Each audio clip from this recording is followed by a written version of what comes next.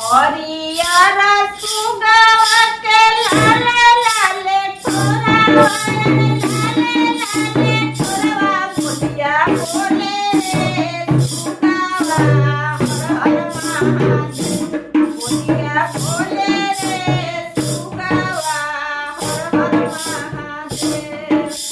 बाग में बोलले बगीचा में बोलले बगीचा में बोलले बोलिया बोले रे सुगवा हर हर महादेव बोलिया बोले रे सुगवा हर हर महादेव आकाश में बोलले दुआरा पर बोलले दुआरा पर बोलले बोलिया बोले रे सुगवा हर हर महादेव बोलिया बोले रे सुगवा हर हर महादेव हरियर सुगवा के लाले लाले छोरावा लाले लाले छोरावा बोलिया बोले रे सुगवा हर हर महादेव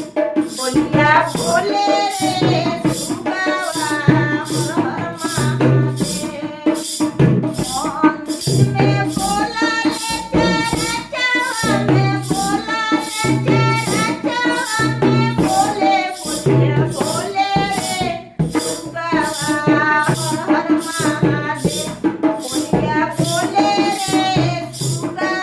हर हर महादेव आमा पर बोले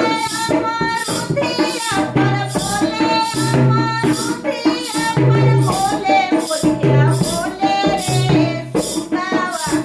हर हर महादेव बोलिया बोले रे सुगवा हर हर महादेव बोलिया बोले रे सुगवा